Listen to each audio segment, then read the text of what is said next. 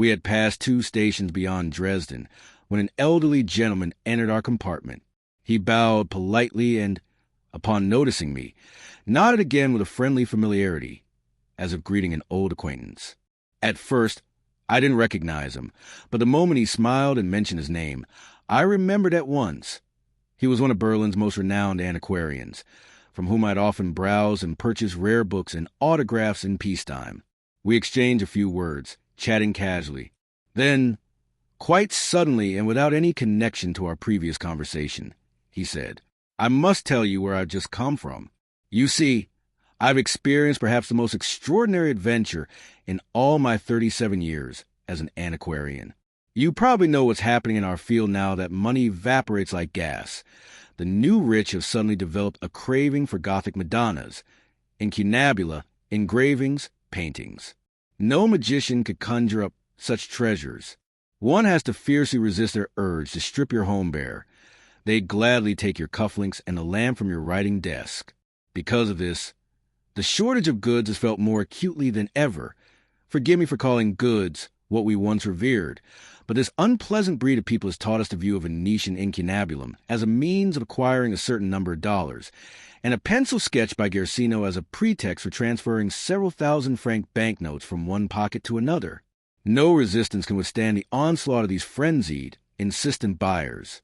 I found myself so thoroughly emptied out that I seriously considered closing the shop. It was shameful to see that in our old establishment, passed down from my grandfather to my father, there remained only pitiful junk, the kind no street peddler would have loaded onto his cart in former times. This difficult situation prompted me to leaf through the old inventory books. Perhaps I could locate a few clients from whom I might coax some duplicates. The old client list resembled a graveyard, especially in these times, and yielded little.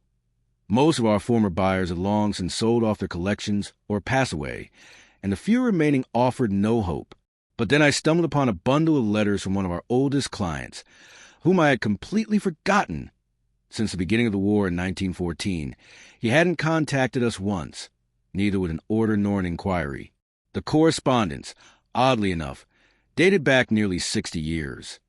He had purchased from my father and grandfather, and I couldn't recall ever seeing him in our shop during my 30 years in the business. Judging by the letters, he was an old-fashioned, eccentric character, one of those forgotten Germans beloved by Menzel and Zweig, who still linger in small provincial towns as rare specimens. His letters were masterpieces of calligraphy, neatly written, with totals in red ink repeated twice to avoid error. He would tear off the unused portion of the page and use frugal envelopes, all signs of meticulous and fanatically thrifty provincial. He signed his letters with his full title: Retired Administrative Advisor, Retired Lieutenant, and Knight of the Iron Cross, First Class. If he were still alive, this veteran of the 1870s would be around 80 years old. Yet despite his comical stinginess, he was, as a collector of old prints, exceptionally intelligent, knowledgeable, and possessed exquisite taste. As I reviewed his orders spanning 60 years, back when transactions were still made in silver groschen, I realized that this provincial, in an era when a thaler could buy 60 of the finest German engravings, had slowly assembled a collection of prints that could rival the noisy acquisitions of today's nouveau riche. Even the modest purchases he made from us over half a century must now hold considerable value, and it was reasonable to assume he had made equally shrewd acquisitions from other antiquarians and at auctions. Since 1914, we had received neither orders nor letters from him, but I was far too well informed about the antiquarian market for any public or discreet sale of such a collection to escape my notice. Evidently, the old eccentric was still alive, or else the collection had passed his heirs. This piqued my curiosity, and the very next day, yesterday evening, to be precise, I set off directly for one of those nearly mythical provincial towns that seem to exist only in Saxony. As I stepped off the small train station and slowly wandered down the main street, it seemed almost inconceivable that behind one of these modest houses, with their petty bourgeois furnishings, might dwell a man in possession of a flawless collection of masterpieces by Rembrandt, Dürer, and Montaigne. To my surprise, the post office confirmed. The retired administrative advisor was indeed still alive. I hurried to his home, I admit, with considerable anticipation. Finding his apartment was no great challenge. It was located on the second floor of one of those humble dwellings hastily built by speculative architects in the 1860s. A tailor lived on the ground floor. On the second, to the left of the landing, hung the sign of the postmaster, and to the right, a white porcelain plaque bearing the advisor's title. I rang the bell, somewhat hesitantly. The door was opened by an elderly woman with silver hair, dressed in a neat and austere black cap. I handed her my calling card and asked whether I might speak with the gentleman. She looked at me first with surprise, then with a trace of suspicion. After all, in this forgotten town, a visit was no small event. Nevertheless, she politely asked me to wait, took the card, and disappeared behind the door. I heard a whisper, then a loud, clipped male voice. "Ah, Mr. R. from Berlin, from the great antiquarian house. Let him delighted." The old woman bustled back and invited me into the sitting room. I removed my coat and stepped inside. In the center of the modestly furnished room stood a sturdy old man, upright, with a thick mustache, dressed in a semi-military house jacket adorned with cords. He extended both hands toward me with warm enthusiasm. Yet something about the gesture felt strangely static. He didn't move a step, and I, slightly puzzled, had to approach him myself to shake his hand. At that moment, I noticed that his hands didn't reach out to meet mine. They simply waited, and then I understood the old man was blind. Since childhood, I had always felt uneasy in the presence of the blind, a sense of shame, a kind of inner awkwardness before a living person whom I could see, but who could not see me. And now I had overcome a flicker of anxiety as I looked into his lifeless eyes, fixed in space, framed by thick, unruly brows. But the discomfort passed quickly. As soon as I touched his hand, he gripped mine firmly and repeated his boisterous yet heartfelt greeting with impulsive warmth. "Now this is a rare visit," he laughed. "A miracle, really. One of the gentlemen from Berlin has finally stumbled into our backwater. But one must keep a sharp eye when an antiquarian boards a train. Around here, we say, lock your gates and guard your pockets when the gypsies come. Yes, I can imagine why you've come looking for me. Times are hard in our poor, fallen Germany. No buyers to be found. And the important gentlemen are remembering their old clients, hunting down their sheep. But I fear you'll have no luck with me. We poor old collectors are fortunate if we have a crust of bread. How could we possibly keep up with the mad prices you people set nowadays? We're forever barred from buying anything again." I hastened to reassure him that he had misunderstood my visit, that I had come with no intention of offering anything, but simply being nearby, didn't want to miss a chance to call on one of Germany's most distinguished collectors, a long-standing client of our house. The moment I uttered "most distinguished German collector," the old man's expression transformed. He remained upright and motionless, but a quiet pride and satisfaction settled into his posture. He turned toward the corner where I presumed his wife stood, with a look that seemed to say, "Do you hear that?" And then, with none of the earlier military sharpness in his voice, he addressed me gently, almost tenderly. "This is simply wonderful. You've come for a reason. You're about to see things that, even in your splendid Berlin, are not easily found of few pieces that surpass anything in the Albertina or godless Paris. Yes, when you've been collecting for 60 years, you stumble upon rarities that, I dare say, don't lie about in the street." Louise fetched the key to the cabinet. But then something unexpected happened. The elderly woman standing nearby, who had been listening to our conversation with a kind and slightly shy smile, suddenly reached out to me with pleading hands and shook her head emphatically. At first, I didn't understand her gesture. Then she stepped toward her husband and gently placed her hand on his shoulder. "Gerward," she said softly, "you haven't asked our guest whether he has time to view the collection right now. It's nearly time for lunch. And after lunch, you're supposed to rest for an hour," the doctor insisted. "Wouldn't it be better to show everything after lunch, over a cup of coffee? Anna Marie will be home then. She knows the collection better than I do and can help you." As she spoke, she repeated behind the unsuspecting old man the same pleading gesture, which now became clear to me. Understanding her intent, I declined immediate viewing, explaining that I was expected for lunch. I assured him that the opportunity to see his collection was both an honor and a pleasure, and if he permitted, I would return at 3 o'clock. The old man turned away, disgruntled, like a child whose favorite toy had been taken. "Of course," he muttered. "Gentlemen from Berlin never have time. But this time you'll need patience.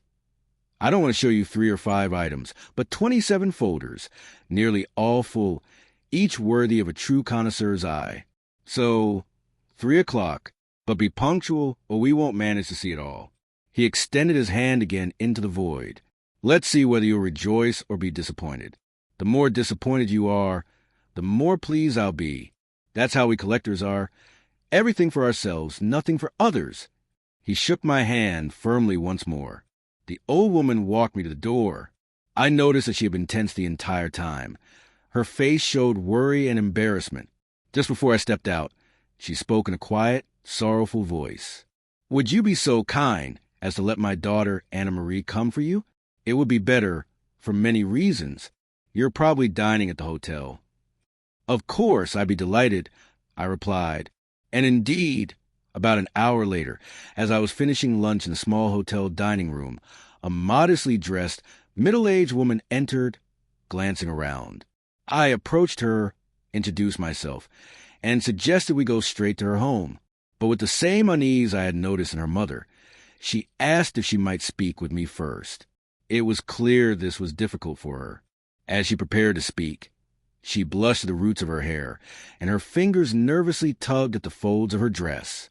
Finally, hesitantly, she began, "My mother sent me to you. She told me everything, and we have a great favor to ask. We want to let you know, before you see my father, he'll want to show you his collection, but it's not quite intact. Several pieces are missing, quite a few, actually." She sighed heavily and, looking at me, added quickly, "I'll be honest with you. Think of what we've lived through, and you'll understand. Father lost his sight at the very start of the war. Even before that, his vision had begun to fail, and after all the turmoil, he went completely blind. Despite being 76, he wanted to join the army in France. And when the advance wasn't as swift as in 1870, he became terribly anxious. It ruined his eyesight. He's still vigorous. Until recently, he could walk for hours, even go hunting. He loves it dearly, but now that's all behind him, and his only joy is his collection. He looks at it every day. That is, of course, he doesn't see it, but after lunch he takes out the folders and leafs through the engravings, which he knows by heart, one after another, in order.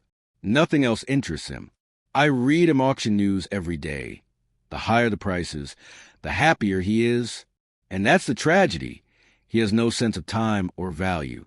He doesn't know we've lost everything, that his pension barely covers 2 days of living. And then my sister's husband was killed, leaving her with 4 children and no means. But Father knows none of this.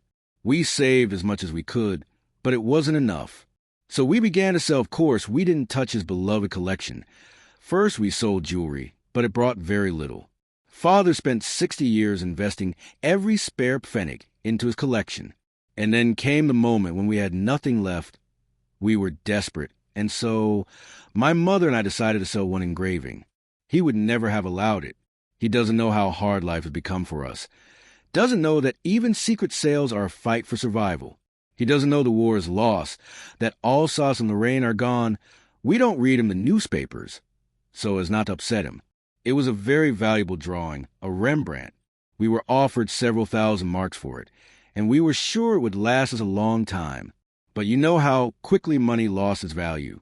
We put the rest in the bank, and 2 months later it was gone. We had to sell more and more.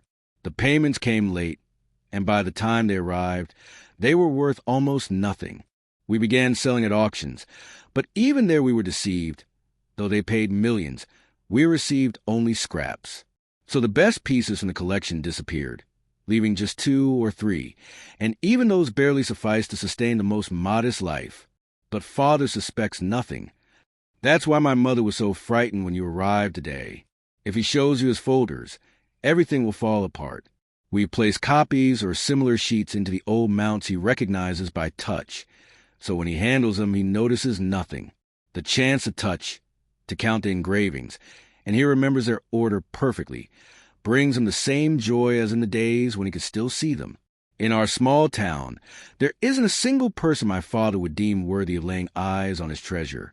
He loves each sheet with such fanatical devotion that even the suspicion of a sale would break him completely. All these years, ever since the former director of the Dresden Gallery passed away, you are the first to whom he's dared show his collection. That's why I beg you. Suddenly, the aging woman folded her hands as if in prayer, and tears shimmered in her eyes. "We beg you," she said. "Don't make him unhappy. Don't make us unhappy. Don't shatter his last illusion. Help us preserve his belief that all the artworks he'll describe to you truly exist. He wouldn't survive the heartbreak if he suspected otherwise. Perhaps we were wrong, but we had no choice. We had to live somehow. And human life, the lives of 4 orphan children, my sister's children, surely matter more than a few engravings. Until today, we haven't taken his joy from him, despite the sales. He's happy, spending 3 hours each day leafing through his folders, speaking to each sheet as if it were alive. And today may be the happiest day of his life. He's waited years to show the object of his pride to a true connoisseur. Please, I beg you, don't take that joy away." Of course, my retelling cannot convey how deeply moving her words were. As an antiquarian, I've often encountered people cruelly robbed and deceived by inflation, forced to part with family heirlooms for a crust of bread. But here, fate had brought me face to face with something exceptional, something that touched me profoundly. Naturally, I promised to remain silent and do everything in my power. We walked to their home together. On the way, I learned how pitifully little these poor, inexperienced women had accepted for their treasures, and that only strengthened my resolve to help. We climbed the stairs, and before I could even open the door, the old man's cheerful, clipped voice rang out, "Come in, come in." His sharpened hearing had likely caught the sound of our steps. "Jerward couldn't sleep last night. He was so eager to show you his treasure," said the old woman with a smile. The glance she exchanged with her daughter confirmed that our agreement remained intact. The table was already covered with stacks of folders, and as soon as the blind man felt my hand, he grabbed my sleeve without ceremony and sat me down in a chair. "Well then, let's begin. There's plenty to see, though Berliners never seem to have time. Here's the first folder, Maestro Dürer. As you'll see, the set is nearly complete. One sheet finer than the next. Judge for yourself. Here, look." He opened the first sheet. This is the large horse. He carefully, with the tips of his fingers, as if handling a fragile relic, drew out a time-yellowed sheet of paper mounted in a passe-paper too. He held it up reverently before him, though he could not see it. For several minutes he stared into the void, still holding the sheet at eye level, as if in a trance. On his face appeared the intense concentration of someone closely examining something of great significance. And in his unmoving eyes, with their lifeless pupils, there suddenly appeared, was it the reflection of the paper or some inner emotion, a mirrored clarity, a penetrating gleam. "Well, what do you say?" he asked proudly. "Have you ever seen a finer impression? Look how the details stand out, so vivid, so bold. I compared this sheet to the Dresden copy. That one is pale and lifeless next to this. And here, the provenance. Look." He turned the sheet over and, with astonishing precision, pointed with his fingernail to a specific spot on the back. I instinctively looked, half expecting to see some mark. Here's a Nagler collection stamp, and here, Remy and Esdale. Those famous collectors could never have imagined their print would one day end up in this little room. A shiver ran down my spine as the unsuspecting old man began to praise, with childlike enthusiasm, a completely blank sheet of paper. It was chilling to watch him trace, with millimetric precision, the imagined collector's marks that still lived vividly in his memory. I was breathless with dread. I didn't know what to say. But when I glanced at the 2 women, and again saw the trembling, pleading hands of the elderly lady stretched toward me, I gathered myself and stepped into the role. "Magnificent!" I murmured, "an exquisite impression." The old man's face lit up with pride. "But that's just a trifle," he declared triumphantly. "Now take Melancholia or, say, The Passion. Those are true rarities. No copy can compare. Look for yourself."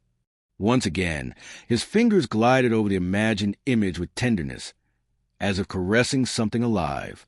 What freshness! What rich, warm tone!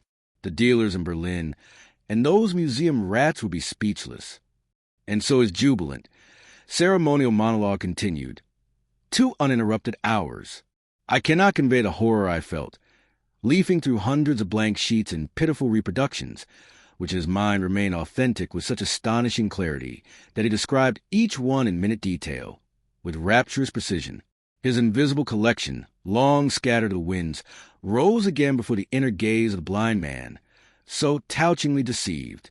His vision was so vivid that I myself nearly believed in the existence of those engravings. Only for a moment did the dreadful possibility of awakening break through his somnambulistic certainty. He began to admire the relief of Rembrandt's Antiope, a trial impression that had once held immense value. His finger, nervous and sensitive like that of a clairvoyant, lovingly traced the lines of the drawing. But he didn't feel the familiar depth. The sheet was a substitute. A shadow passed over his face, and his voice faltered. "This is Antiope, isn't it?" he murmured. I took the mounted sheet from his hands and began to describe, with fervor, the engraving I imagined. The old man's face brightened once more. The more I praised it, the more his joy blossomed, sincere and childlike. "At last, a true connoisseur!" he exclaimed, turning to the others. "Now you'll hear what these sheets are really worth. And you always scolded me for spending everything on the collection. 60 years. No beer, no wine, no tobacco, no travel, no theater, no books. I saved and saved, all for the collection. But you'll see. When I'm gone, you'll be rich, richer than anyone in town, on equal footing with the Dresden magnates, and you'll remember my foolishness with gratitude. But while I live, not a single sheet leave this house. They'll carry me out first, and only then the collection." He touched his folders as if they were living beings. It was both terrifying and deeply moving. In all the years of war, I had not seen such pure, heartfelt joy on any face. And beside him stood his wife and daughter, resembling figures from a German master's engraving, women at the tomb of the Savior, their faces filled with fear, faith, and hope, gazing upon the empty sepulchre. These aging, careworn women, radiant with the reflected joy of the blind man, were as hauntingly beautiful as those figures in the print, illuminated by a heavenly foreboding. But the old man couldn't get enough of my praise. Again and again he pulled out his folders, drinking in every word I said with greedy gratitude. When at last the table had to be cleared for coffee, I felt a wave of relief. But how could my guilty side compare to his jubilant joy? He told dozens of anecdotes about his purchases, leapt up, refused any help in retrieving this or that sheet. Like a man drunk on wine, he was irrepressibly cheerful. And when I began to take my leave, he suddenly grew anxious, frowned like a stubborn child, and stamped his foot. "This isn't right. You haven't seen even half of it." The women had to work hard to convince him that I couldn't stay longer. I was at risk of missing my train. When he finally gave in, his voice softened. He took my hands and, with the sensitivity only the blind possess, ran his fingers along them to the elbow, as if trying to know me better, to express more than words could. "You brought me great joy," he said, deeply moved. "I'll never forget it. It was a true blessing. At last I've been able to show my beloved sheets to a real connoisseur, and you'll see that you didn't come in vain to an old blind man. I promise. Let my wife bear witness. I'll include a clause in my will. The sale of my collection shall be entrusted to your venerable antiquarian house. You will have the honor of handling this treasure unknown to the world." He gently touched the folders until they scatter across the globe. "Promise me you'll compile a proper catalog. Let it be my monument. I ask for nothing more." I looked at his wife and daughter. They stood close together, a subtle tremor passing between them, as if they were one being shaken by a shared emotion. I felt the solemnity of the moment. A man, utterly unaware, was entrusting me with his invisible, long-lost collection as though it were a sacred relic. Overwhelmed, I promised what I knew I could not fulfill. And once again, a ray of light seemed to pass through his lifeless pupils. I felt how he longed to sense my presence, and I knew it when, in a gesture of gratitude and solemn trust, he gently pressed my fingers. The women accompanied me to the door. They said nothing. Every word might have been caught by the old man's sharpened hearing, but their eyes, brimming with tears, shone with gratitude. Stunned, I descended the stairs. I felt ashamed, like a fairy tale angel. I had entered the home of the poor, made a blind man see for 1 hour, and, participating in a sacred deception, had lied, like a greedy merchant come in search of treasure. Yet what I carried away was priceless. In this dim, joyless age, I had felt a living reverence, a spiritual delight in art that our contemporaries seemed to have forgotten. And I was filled, there is no other word, with awe, despite the strange sense of shame that lingered within me. I had already stepped outside when the sound of a window opening rang out. Someone called to me. The old man couldn't resist. He turned his blind eyes toward where he imagined I must be. He leaned out so far that the women rushed to steady him. He waved a handkerchief and shouted with youthful cheer, "Safe travels." I cannot forget that image. The face of the silver-haired old man, radiant with joy, framed in a window above the grumbling, hurried crowd, a face lifted in a bright cloud of blessed self-deception above the ugliness of our reality. And once again I recalled the old truth spoken, I believe, by Goethe: collectors are happy people.